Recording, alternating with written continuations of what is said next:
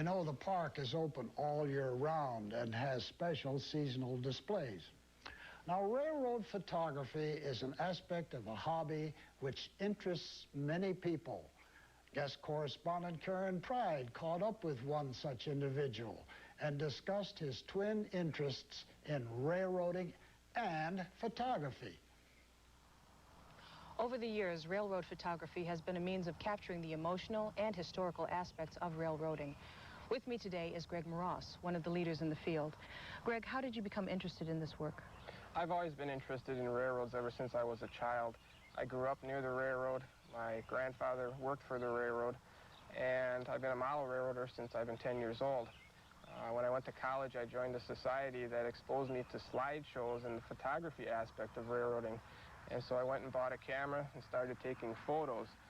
Several of the local societies have helped me expand my horizons and allowed me to go to different parts of the country and photograph trains in different areas that I had not been exposed to previously. Out of all the railroads that you photographed, is there one that has special significance for you? That would be the Chicago and Northwestern Railway. It's the railway I grew up with. It's the railway that ran in my neighborhood. My grandfather worked for the railroad.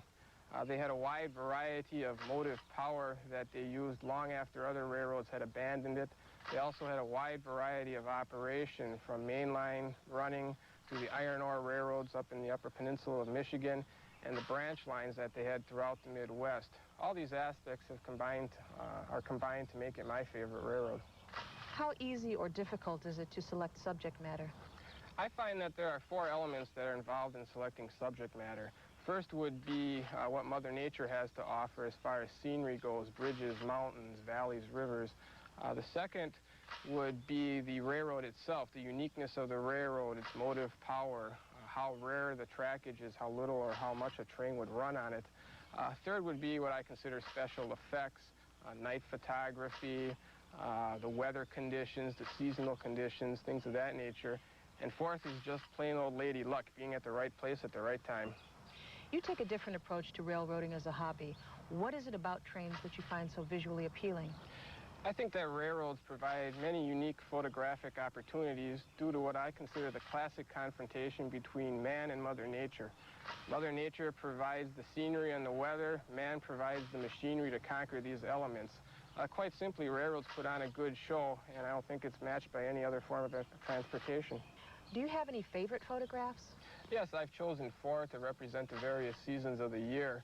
Winter is represented by the Green Bay and Western Boat Train at Kewanee, Wisconsin. Spring is represented by the dramatic contrast between the Rocky Mountains and the Empire Builder at East Glacier, Montana. Summer is represented by the Norfolk Southern crossing the Cumberland River at Burnside, Kentucky. And my favorite of all is the fall shot of the Chicago and Northwestern iron ore train at Goose Lake, which is in the Upper Peninsula of Michigan near Marquette. Greg, can you tell us about some of your future projects?